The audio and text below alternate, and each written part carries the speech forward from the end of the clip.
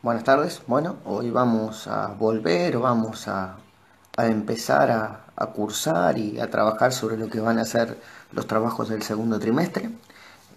Principalmente ya habíamos trabajado dos, este vendría a ser el trabajo número 3. Este trabajo número 3 del segundo trimestre. El primer trabajo era sobre contractualismo, el segundo trabajo fue sobre sobre Hobbes, y el tercero va a ser sobre John Locke. El cuarto, que es el que va a venir a posterior, va a ser sobre otro referente más del contractualismo, que va a ser Rousseau. Pero cuando nos vamos a centrar en el contractualismo de John Locke, y para poder refrescar un poco y ayudarlos a realizar este trabajo, que tiene íntima relación con el trabajo anterior, es decir, con el trabajo de Hobbes, lo que vamos a hacer es un pequeño repaso antes de empezar básicamente a explicar cuáles son las principales ideas y los postulados de John Locke. Pero bueno, cuando nos ponemos a analizar o cuando empezamos a hablar sobre John Locke, en este primer repaso que tenemos que hacer es que la teoría contractualista es una teoría moderna, es una teoría desde el punto de vista filosófica y política, y básicamente basada en el derecho. Esa política o esa filosofía política tiene como objetivo explicar el origen del Estado y el origen de la sociedad. Pero por sobre todas las cosas hay que entender que esta doctrina contractualista o este contractualismo no es una doctrina única o unificada, sino que se basa en un conjunto de ideas y de postulados comunes entre los diferentes autores que vamos a trabajar. Entre ellos, los que vamos a trabajar van a ser, como dije al inicio del video, Hobbes, Locke y Rousseau. En cuanto a esos puntos de contacto, no son en ideas que comparten los tres, es decir, que en el punto de vista de ideas que se pueden ser similares, sino que en esos puntos o en esos elementos de comunes o en esas ideas comunes, lo que se va a tratar es de explicar cómo surge el Estado, cómo surge la sociedad y qué tipo de relación o qué acción tuvieron los hombres en el nacimiento y en el origen de la sociedad y también del Estado. Otro punto en común es que estos hombres que vivían en estado de naturaleza, que es un elemento que los tres autores analizan con diferentes maneras de entenderlo. Pero antes del Estado, es decir, en esa sociedad preestatal, se desarrollaba una vida de estado de naturaleza en el cual los seres humanos son autores, no solamente de terminar con ese estado de naturaleza, sino también de las acciones y de las consecuencias que hay en ese estado de naturaleza.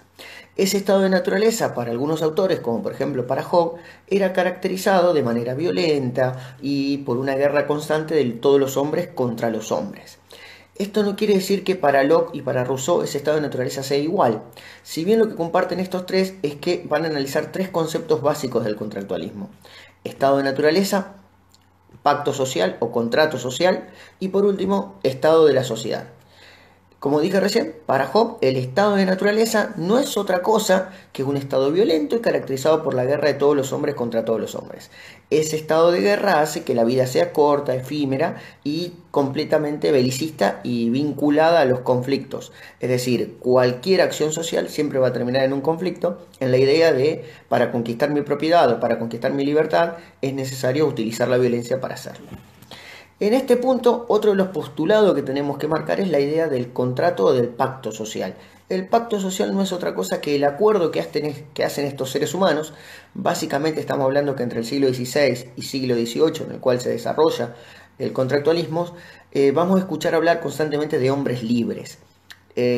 Básicamente porque en ese tiempo las mujeres no están consideradas como un elemento político o para esta filosofía política no la entienden como un elemento de acción, que es un error viéndolo desde la actualidad, ¿no? Pero básicamente cuando hablamos de hombres libres estamos haciendo referencia a todos los seres humanos, aunque se centran en la figura del hombre, ¿no? Cosas que hoy en día hemos aprendido que no es así, que el poder y el ejercicio de la política lo ejerce tanto el hombre como la mujer. Así que cuando escuchen hombres libres hay una alusión a la humanidad, pero siempre centrándola desde el pensamiento del hombre. Pero bueno, yo lo voy a cambiar y le voy a decir hombres y mujeres libres. Aunque para esta teoría los que firman el contrato son los hombres. Puede ser machista o no, pero estamos pensando en el contexto. Toda idea está basada en el contexto en el cual se produce. Vuelvo a retomar. La idea del pacto social o este contrato social permite al Estado surgir de una manera mucho más pacífica, permite al Estado, basándose en una idea consensuada, es decir, todos los hombres y mujeres se ponen de acuerdo para crear el Estado, para crear un organismo, una estructura de poder. Esa estructura de poder tiene que garantizar el orden, las libertades y las leyes. Otra concepción que van a tener estos tres autores, o que van a tener de similar, va a ser básicamente el estado de naturaleza, que no es otra cosa que la sociedad, el gobierno y el Estado que van a surgir de ese pacto social. Eso para hacer un pequeño repaso. Igual ustedes tienen los otros trabajos a los cuales pueden consultar en caso si hay alguna duda o algo que no se entienda, o bien me mandan a mí y yo se los vuelvo a explicar. Pero básicamente, cuando hablamos de John Locke, tenemos que explicar que John Locke va a ser, a diferencia de Hobbes, va a ser el fundador del liberalismo, es decir, Locke va a poner el acento siempre en la idea de la libertad como un elemento importantísimo en la vida de los seres humanos. Es más, considera que la libertad es un derecho natural que tienen todos los hombres al nacer. Por eso, pero básicamente Locke vivió entre los siglos XVII y XVIII, es decir, entre los años 1632, que es el año cuando nace, y en 1704, que es cuando fallece. Va a ser el padre del liberalismo clásico, es decir, esta idea de la libertad como un elemento principal de las relaciones humanas y de las relaciones sociales. Al mismo tiempo va a influir en otros pensadores como Voltaire, en esta idea de la tolerancia religiosa, que va a ser muy importante para la Revolución Francesa, y otro autor también sumamente importante y básicamente eje en la Revolución Francesa va a ser Jean-Jacques Rousseau. Y obviamente a los revolucionarios estadounidenses. Pero John Locke, en ese liberalismo o en esas contribuciones al republicanismo, establece, entre otras cosas, una filosofía política de derecho sobre el Estado diferente a la de John Locke. Diferente a la de Hobbes. La de Locke se centra básicamente en que todos los hombres tenemos derechos naturales que lo adquirimos o que se vinculan desde el mismo hecho de nacer. Es decir, cada vez que los hombres nacen tienen derechos por el solo hecho de ser hombres o seres humanos. Es decir, hombres y mujeres tienen una serie de derechos. Esos derechos van a ser básicamente los tres derechos más importantes que tiene la humanidad: la vida, la libertad y la propiedad. Entre otros elementos que va a marcar Locke, dice básicamente que el Estado tiene la misión principal y el objetivo principal de proteger y defender estos derechos naturales. Repito, tiene la obligación, la necesidad y la misión de hacer cumplir y garantizar que se cumplan esos derechos naturales. ¿Cuáles van a ser esos derechos naturales? La vida, la propiedad y la vida, la libertad y la propiedad privada, que se va a basar tanto y en cuanto todo hombre que haya trabajado pueda utilizar esa propiedad, siempre basándose en un límite. Es decir, la propiedad privada se basa en la propiedad que yo tengo sobre esa propiedad. No puedo tener propiedad privada sobre otras propiedades que no son o que no están en mi poder, que no son mías. Al mismo tiempo, a estos tres derechos, vida, libertad y propiedad, establece un cuarto derecho, que es el que poseen todos también los hombres y mujeres, que es el derecho de defender y hacer cumplir estas libertades individuales, hacer cumplir el derecho a la vida y al mismo tiempo respetar y hacer cumplir el derecho a la propiedad. Pero bueno, otro elemento más que va a marcar en relación entre el Estado, los seres humanos y básicamente, o los seres humanos como ciudadanos y al mismo tiempo el Estado, los seres humanos y la libertad como un elemento central. Establece que el poder y el gobierno que se ejerza siempre va a estar definido como un mandato. Es decir, que es un grupo de personas al cual la sociedad, esta ciudadanía, estos seres humanos, le encargan una tarea. Esa tarea, ¿cuál va a ser? Mantener el orden, pero sobre todo hacer respetar y cumplir, como al mismo tiempo garantizar, los derechos naturales que tienen todos los seres humanos. Esa es la única función que tiene el Estado. Cuando el Estado no cumpla con eso, los ciudadanos pueden levantarse contra el Estado para defender sus propios derechos. Así también establece que todos los seres humanos que se constituyan en un pacto o en una asamblea para firmar un pacto, se conforma lo que es la sociedad civil, es decir, la asociación de todos los ciudadanos reunidos con un objetivo político o reunidos con un objetivo asambleario para conformar un gobierno. Básicamente, para hacerlo más fácil y para sacar tanta palabrería, lo que establece Locke es que la relación entre los ciudadanos y el gobierno se va a basar en un mandato. Ese mandato establece un poder. ese poder tiene la función de hacer cumplir los derechos naturales de todos los ciudadanos, hombres y mujeres. Cuando ese mandato o ese gobierno no lo cumpla, bueno, los ciudadanos se pueden levantar para combatir ese gobierno y colocar otro gobierno que sí cumpla con su principal función, que es defender los derechos naturales de los seres humanos. Pero al mismo tiempo establece que cada vez que todos estos seres humanos, hombres y mujeres, se reúnan para establecer un pacto, para establecer políticas acordadas o políticas consensuadas, o al mismo tiempo para poder establecer un ordenamiento, un nuevo mandato, se establece una sociedad civil. ¿Y qué es la sociedad civil? No es otra cosa que la suma de todos los ciudadanos reunidos en una asamblea para tomar decisiones, ya sea para tomar decisiones de gobierno o para tomar decisiones en cuanto a cómo se debe respetar, manejar o hacer cumplir los derechos de los seres humanos. También, y una diferencia importante con lo que va a marcar con Hobbes, va a ser que para Locke el ser humano es bondadoso, él confía en la bondad humana, es decir, pero también establece que hay una cierta posibilidad de que esa bondad humana es débil, y para poder erradicar esa debilidad en la bondad humana que puede transformarse en una maldad, obviamente, siempre desde el punto de vista desde defender los derechos, ¿no? Y siempre defender el bien común, es necesario que haya un reconocimiento a los derechos del hombre, pero al mismo tiempo límites para que no puedan transgredirse esos derechos, para que no puedan romperse, para que no puedan corromperse. ¿Está? Bien, otro elemento más que, como le dije al principio, la libertad en Locke es un pensamiento y es una idea y un concepto central.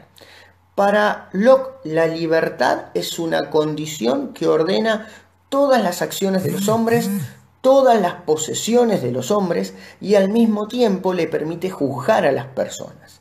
Es decir, que la libertad opera cuando se establecen las relaciones entre los hombres. Pero esta libertad no tiene que generar un obstáculo. Es decir, que la libertad debe generar acciones positivas o acciones que permitan seguir fortaleciendo esa bondad en el hombre. Para Hobbes no es así, el hombre es malo por naturaleza y siempre va a ejercer su acción o su relación con los demás para establecer primero su placer, primero su satisfacción y por último sus propias necesidades. Es decir, siempre en relación individual con los demás. Al mismo tiempo establece, o Locke sostiene, que estos derechos naturales hacen a la esencia del Estado, hacen a la esencia de ser. Es decir, la naturaleza del Estado es cumplir con los derechos naturales. No hay otra cosa. Si ese Estado que debe garantizar, hacer cumplir y al mismo tiempo permitir que los hombres disfruten de esos derechos naturales, deben tener como fin proteger y hacer cumplir o ejercer la justicia pública, evitando que se establezcan acciones de venganza privada, acciones de conflicto o al mismo tiempo surjan una guerra o una disputa por las propiedades. Eso es lo que va a marcar, es decir, el Estado tiene que garantizar eso. En otras cosas, el Estado lo que tiene que garantizar es la paz social.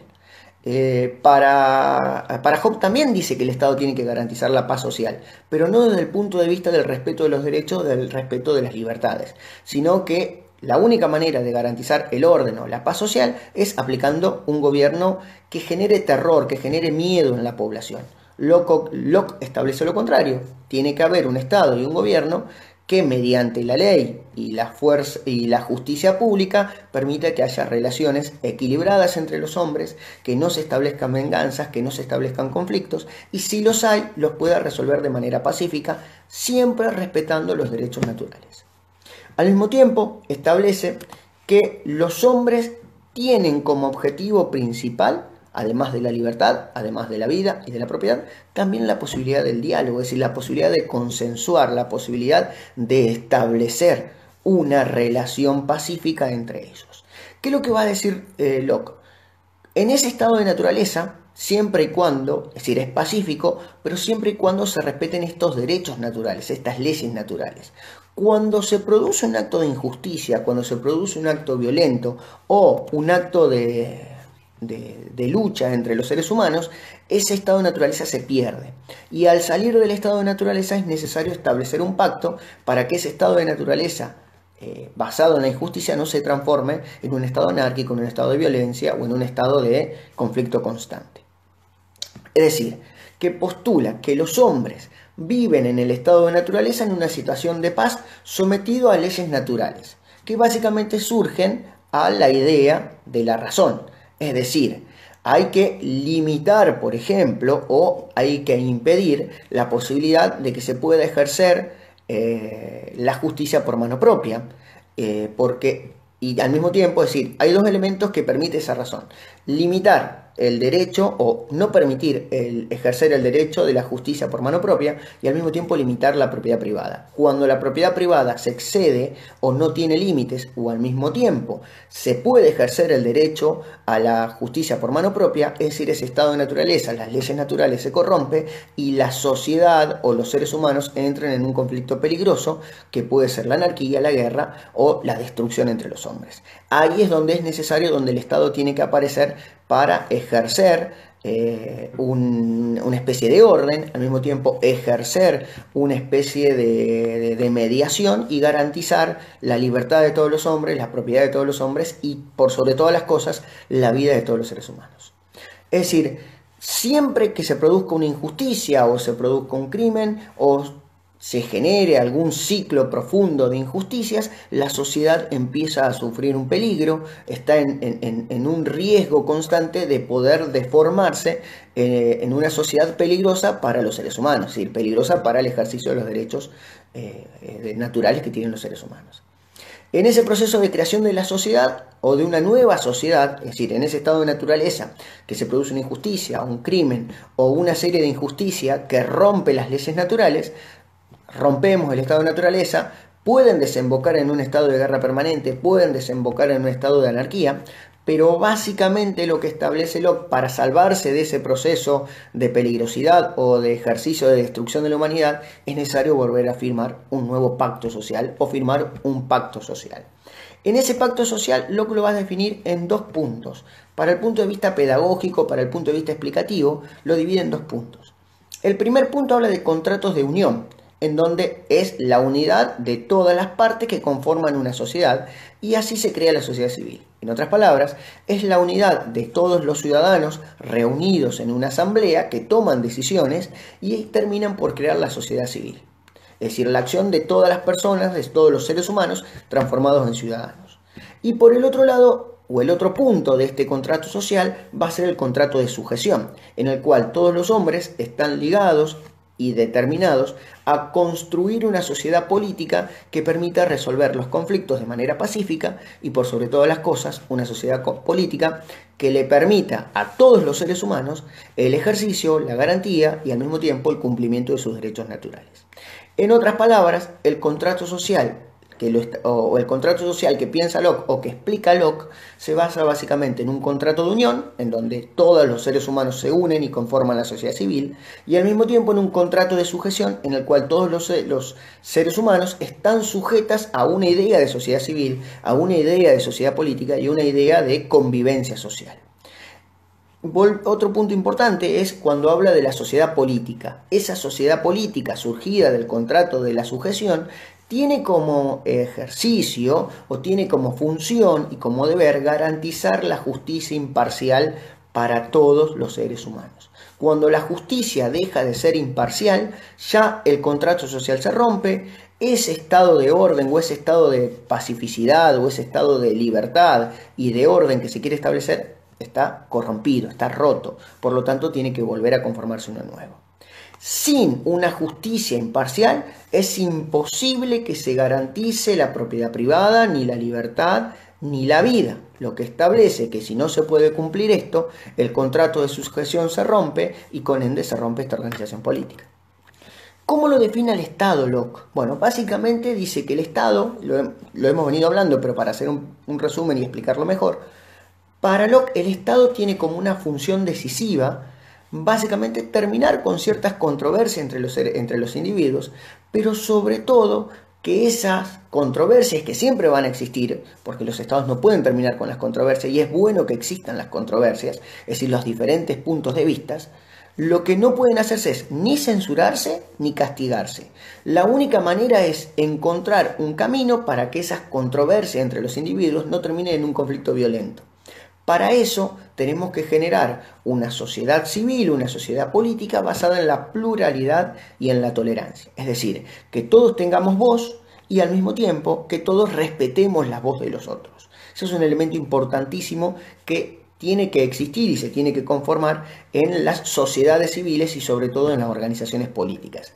Cuando la pluralidad y la tolerancia no se cumple, también se empieza a romper ese contrato de sujeción. Así como cuando la justicia no es imparcial, cuando no se respeta la pluralidad, cuando no se respeta la tolerancia o los derechos naturales, y esa sociedad está básicamente condenada al fracaso. Al mismo tiempo, no solamente tiene que respetar las opiniones, los intereses, sino también tiene que permitirle a estos hombres, mediante la tolerancia, la pluralidad y una sociedad con una justicia imparcial y al mismo tiempo con la protección a la vida, el ejercicio de la libertad y la protección a la propiedad privada, la búsqueda de su felicidad, siempre y cuando los desacuerdos no terminen en una guerra, porque el conflicto es inevitable y siempre va a existir en la sociedad, siempre va a existir un conflicto cuando en un lugar hay 2, 3 o más seres humanos que piensan de diversa manera. Y eso es bueno que exista, pero no debe alentarse los conflictos, deben tratar de desactivarse siempre y cuando garantizando, además del derecho a la vida, la libertad, la propiedad, la pluralidad y la tolerancia. Es decir, la pluralidad de opiniones y al mismo tiempo la tolerancia a que yo piense diferente a lo que piensan los demás.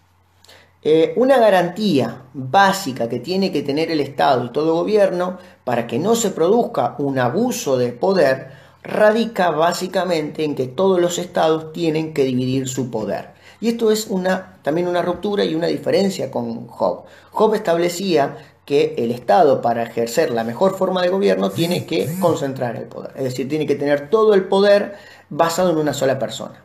Para Locke no, eso sería un error y estaría básicamente en este proceso de destrucción de la sociedad. Para que no se produzca un abuso de poder, es necesario que haya una división de poderes en 4 partes y básicamente con diferentes funciones, pero al mismo tiempo con el mismo poder, básicamente, es decir, con las mismas garantías. ¿Por qué? Porque solo así, dividiendo el poder en 4 partes, no en 3, como dice la corriente filosófica francesa de Montesquieu, sino que estamos básicamente estableciendo 4 poderes, que ya más adelante los vamos a explicar. Pero ¿por qué es necesario dividirlo al poder en funciones o en partes? Porque es la única manera que puede garantizar la tolerancia, la pluralidad, la libertad y básicamente una justicia imparcial. Otro elemento más es que la autoridad de los estados se sostienen en los principios de soberanía popular y legalidad. ¿Qué significa esto? Para Locke establece que el Estado tiene como legitimidad o como garantía de su poder básicamente la soberanía popular. ¿Qué es otra cosa la soberanía popular? Que la decisión o el acuerdo de los ciudadanos, es decir, el acuerdo de toda la ciudadanía en su totalidad. Para darle una definición un poco rápida de la soberanía popular. Pero la soberanía popular no es otra cosa que la elección de los ciudadanos. Y la legalidad está basada básicamente en la ley que va a surgir de esa soberanía popular o en la legalidad que establezca esa soberanía popular. El poder no debe ser absoluto porque es de la única manera que se pueden garantizar los derechos naturales de los seres humanos. Cuando habla de derechos naturales no debemos confundirlo con los derechos humanos que, si bien no son los mismos, por eso no hay que confundirlos, son el elemento principal o podríamos decir es la génesis de la formación de los derechos humanos que tenemos hoy. Pero a partir del siglo XVII y siglo XVIII, cuando pensamos en los derechos que tienen todos los seres humanos por el solo hecho de ser humanos, estamos pensando en 3: vida, libertad y propiedad. Siempre en ese orden. Sin vida no hay libertad, sin vida no hay propiedad. Sin vida y libertad no puede haber propiedad. Es decir, los 3 en ese orden tienen un elemento importante, se interrelacionan entre ellos. Cuando hablamos de división de poderes, repito, estamos hablando de una división de poderes en 4 partes, diferentes a como entendemos nosotros nuestra república o nuestra división de poderes. ¿Cuáles van a ser esos 4 poderes? Bueno, principalmente el poder legislativo, que para Locke constituye el poder supremo, porque primero no tiene un poder absoluto, pero es el poder que va a terminar por legislar, formar y sancionar leyes que van a darle a la sociedad un orden y al mismo tiempo van a garantizar la paz. Un poder ejecutivo que es el encargado de ejercer el poder o las decisiones que vengan del mandato del legislativo. Un poder judicial que para John Locke nunca va a ser independiente porque es un aspecto del ejecutivo, pero es un poder importantísimo. Hoy sabemos que es necesario que el poder judicial sea independiente del poder ejecutivo, pero para Locke el poder judicial nunca va a ser independiente, aunque debería serlo, ¿no? Pero bueno, eso es una opinión de Locke, no cómo debería funcionar. Y por último habla de un poder moderador o de un poder federativo en algunos casos, pero básicamente el nombre principal es poder moderador, que es el que va a ejercer la monarquía, que tiene la función de ser el encargado de la seguridad del Estado y de las relaciones con el exterior. Es decir, ese poder moderador solo puede intervenir en el caso de la política interior cuando haya algún conflicto o cuando no se puedan establecer relaciones pacíficas entre los tres poderes. Pero básicamente ese poder o esa división de poderes debe ser analizada en 4 partes. Repito, legislativo, que para Locke es el más importante, el ejecutivo, el judicial y por último el moderador. Bueno, eso también se diferencia con Hobbes. Hobbes nunca habla de división de poderes. Hobbes habla de que el Estado y el gobierno tienen que tener todo el poder sumado al ejercicio de una sola persona. Por eso habla del Leviatán, ese ser humano que tiene todo el poder o ese monarca que tiene todo el poder. Para Locke la mejor forma de gobierno no es otra cosa que una monarquía limitada. Y acá tiene que ver con el origen básicamente del pensamiento de Locke, que es parte de ese contractualismo británico o de ese contractualismo inglés, en el cual es imposible pensar la política o pensar el Estado, el gobierno y el poder sin la presencia del rey. Eso es elemental. Para el contractualismo inglés, la monarquía tiene un eje central en el pensamiento del Estado y del gobierno. Pero a diferencia de Hobbes, establece que el poder o el monarca no puede ejercer el poder absoluto, sino que tiene que estar limitado. Por eso hablo de una monarquía limitada o de una monarquía parlamentaria, porque para Locke el elemento principal es la monarquía es el parlamento, que es la representación de todos los ciudadanos en sus 2 cámaras, Cámara Alta, Cámara Baja. En Inglaterra es Cámara de los Lores, Cámara de los Comunes, que representan a toda la sociedad inglesa y que expresa en sí misma la voluntad general y es en donde se hacen las leyes para el cumplimiento tanto de los seres humanos, pero también del rey. Por eso, en el Parlamento podríamos establecer, no hay una separación entre poder legislativo y poder ejecutivo. Si bien son 3 elementos diferentes, en las monarquías limitadas o en los gobiernos parlamentarios, el poder legislativo y el poder ejecutivo no hay una separación tajante como puede ser en nuestro país. ¿Por qué? Porque dentro del poder legislativo va a ser nombrado el primer ministro, que no es otra cosa que un legislador más del poder legislativo. Es decir, el primer ministro lo elige el Parlamento y es el que va a ejercer el cargo ejecutivo, pero también con forma legislativa, por eso no hay separación. Pero bueno, básicamente para John Locke, la monarquía limitada o los gobiernos parlamentarios son los gobiernos más evolucionados y los mejores gobiernos que puede tener la humanidad, o los mejores gobiernos que se pueden establecer mediante un pacto social o un contrato social. Vamos a repasar un poco las actividades que tenían. La primera es una sola, que es básicamente tienen que realizar con el trabajo anterior, con el trabajo 2, es decir, con el trabajo de Hobbes, analizar una pequeña comparación entre los conceptos que tiene Hobbes y los conceptos que tiene Locke, que en este video, en este pequeño video, lo fuimos comparando algunos de los conceptos. ¿Cuáles son los conceptos que tienen que comparar y establecer? ¿Cuál es el concepto que establece Hobbes y cuál es el concepto que establece Locke? Por ejemplo, el primero, la forma de gobierno. ¿Cuál es la forma de gobierno para Hobbes? ¿Cuál es la forma de gobierno para Locke? El estado de naturaleza. ¿Cómo es el estado de naturaleza para Hobbes? ¿Cómo es el estado de naturaleza para Locke? ¿Cómo es el contrato social para Hobbes o cómo se establece el contrato social para Hobbes? Acuérdense que para Hobbes el contrato social tiene como objetivo terminar esa guerra de los hombres contra los hombres y ahí renuncian a su autogobierno para establecer el Estado. En el caso de Locke, el contrato social solamente se firma básicamente por acuerdo de los hombres libres, pero básicamente para establecer un Estado o un gobierno que garantice el ejercicio y el cumplimiento de los derechos naturales. ¿Cómo es la naturaleza de los seres humanos? Dijimos que para Locke la naturaleza es mala, no porque sean malditos los seres humanos, sino que por su propia naturaleza de ser egoístas, mezquinos, violentos, hedonistas, generan una forma de sociedad en la cual la violencia es la principal relación.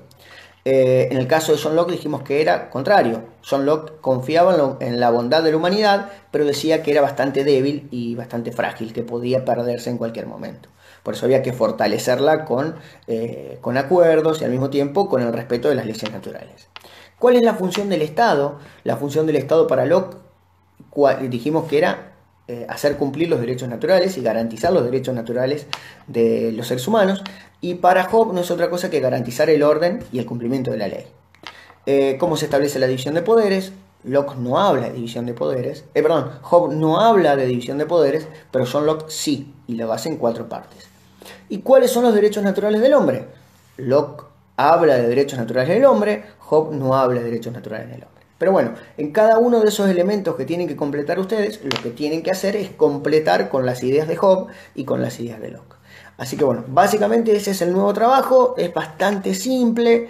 Les di una sola actividad porque me parece que era la manera de volver a trabajar de a poco después de casi un mes que no nos conectamos o no están trabajando, primero por las vacaciones, luego por la capacitación que nos tocó y bueno, y ahora volvemos a trabajar. Así que bueno, cualquier duda o consulta ya saben. Así que bueno, espero que les sirva y nos estaremos viendo en poco tiempo por el trabajo de historia. Así que bueno, nos estamos viendo. Saludos.